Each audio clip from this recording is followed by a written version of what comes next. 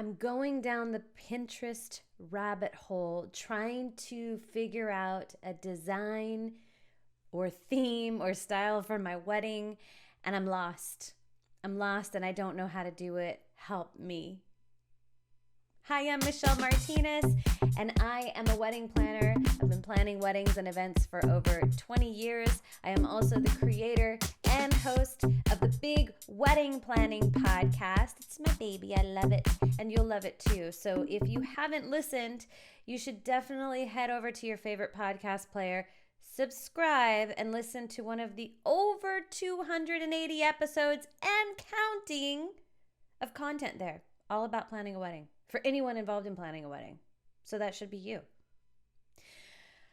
Okay. Design. Wedding design. Now, there are actual wedding designers out there. I do not classify myself as a wedding designer. Have I designed weddings with my clients? Yeah, like hundreds. Is that like what I went to school for? Nope. Do I have some sort of a natural talent for it? Yeah. It just depends on the level of design you want. There are wedding designers out there who are like amazing. I've spoken to a lot of them on the podcast, and I am always like in awe. And usually their clients have a big budget, like bigger than my clients' budgets. And I think my clients' budgets are pretty like, I'm like, well, I wouldn't spend that much on a wedding, but cool, let's spend your money. Most people, the average wedding, want it to look good. Actually, I would say above average. You want it to look good. You might even be doing some DIY stuff or are happy to do it. You know, like your mom wants to help, your cousins, your best friend. You know, you all want to make it look really great. And everybody has all these ideas. You should use this color. Oh my God, you should do boho. You know, you should do cowboy. You should do Alice in Wonderland. I don't know why I said cowboy. I've never done a cowboy wedding. Oh, ranch. That's what no, not ranch. I wasn't going to say ranch. What is it? Barn. Oh my God. There are people who do like these barn weddings, and they're beautiful. There's these boho chic weddings. There are Great Gatsby themes, Alice in Wonderland, Disney, or just sticking with like colors. There's so many things you can do. And it begins to be really fun to go on Instagram or Pinterest and start pinning. Everybody has a Pinterest page when they're planning a wedding. And Pinterest is a really great tool. But it also can be this rabbit hole, and it starts to get confusing because you have all these things saved and you're not sure which direction you want to go in. So with me and my clients, the first thing I do is just kind of have them sit down with me, and I ask them a lot of questions. Sometimes I'm doing this in the beginning and not even telling them it has anything to do with the design aspect of things, right? It's this kind of getting to know them as a couple. For me, and my advice to you is when you're designing your wedding, really make it you. You know, don't just adapt a theme because you think it looks really cool. What does it have to do with you, the two of you? What does it have to do with the two of you? I mean, have you ever been to Paris? Do you want to go to Paris? Why are you adapting this French theme? Are you French? Is your partner French? You know what I mean? Like, why would you adapt a theme that has nothing to do with the two of you? Now, if you got engaged at the top of the Eiffel Tower, if you used to spend the summer in Paris, or that was your first trip you took together, or someday you hope to move there, that totally makes sense, right?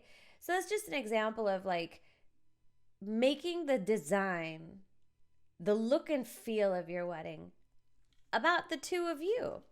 Not to mention There's the whole experiential part of things.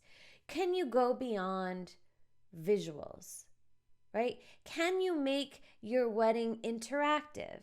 Can you spark great conversation at the dinner table? There's lots to do. There's lighting, there's floral installation, there's plants, there's furniture, there's step and repeat, there's these really cool photo booths, right? Beautiful upgraded linens. There's so much that it almost, well, actually, not almost, it does become overwhelming for a lot of people. So, my biggest piece of advice to you is to sit with your partner and brainstorm about what you love individually, right? For example, music. I'm more of like a poppy top 40, don't judge me, kind of person. And my husband is more into house, deep house music, and like, DJs you've never heard of before. So we might, make sure that our music is representative of the both of us. What do you like to do together as a couple? Where did you used to go with your family as a child? Do you have memories of that, right? Do you have a cabin in Lake Tahoe that you went to every summer? And, we're on the lake, that lake life, that lazy, loungy, cool lake life. Maybe your partner grew up in the East Coast and they used to go to, Maine for the winters, and that was their thing. How can you take the two of you as individuals, put those ingredients in, and then take the two of you as a couple? Like, what do you like to do? What are your new traditions? What's your favorite restaurant? What's your favorite movie? Are you both obsessed with Disneyland? Take that as well and make that part of your design plan. It doesn't have to be literal. If you love Disneyland, it doesn't mean you have Mickey Mouse all over the friggin' wedding, right? You might take inspiration from the fireworks that you see when you go to Disney, right? Or some inspiration from elements of color from your favorite Disney movie, right? Or from that princess. Just the colors. And then think about when you were a kid and you used to go to the lake and you love that blue, or the cabin itself was painted this really cool green color that'll lend itself well with like that rose gold. I don't know, whatever it is, but it doesn't have to be literal, right? So it also is dependent on your budget, right? How many design elements you incorporate into your wedding is dependent on your budget. You can go crazy. If your priority, like one of your number one priorities, is to have vintage furniture vignettes, then you need to move money around in your budget and do the research and make sure you have those vintage furniture vignettes.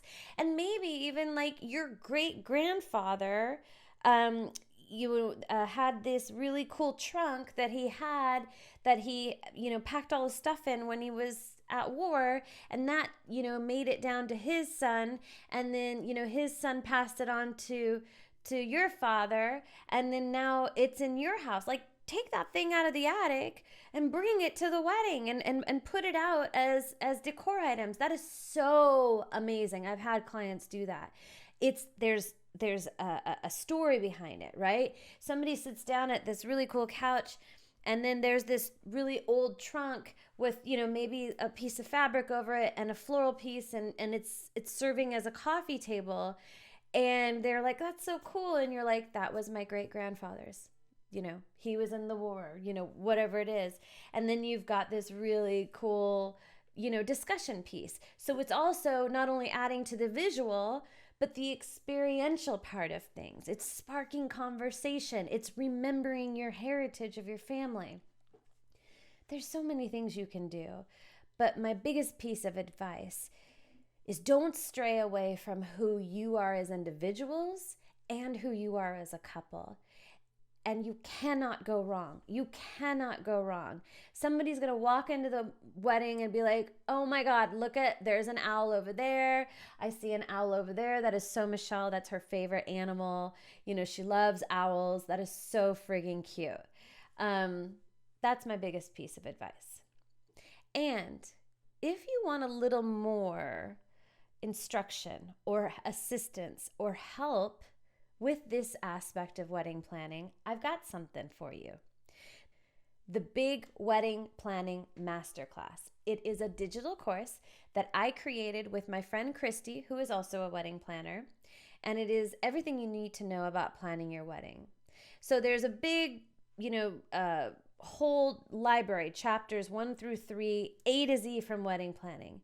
We've also taken some of the really important lessons and broken them down into mini courses, which are, economically a lot less expensive, and you can kind of pick and choose what you need help with. So we created a course for the design aspect of wedding planning.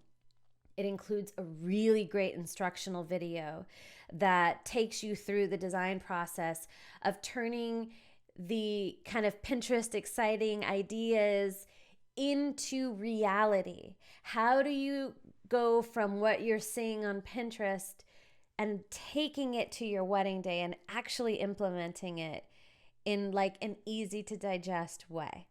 And then it also comes with a downloadable to help you create your mood board, your design plan for your wedding. So check it out, the Big Wedding Planning Masterclass. And I hope you found this video helpful. If you did, please like it. Please subscribe to this channel. And if you have a wedding planning question, make sure you leave it in the comments below. And then that way I can answer it on a future video. Happy planning.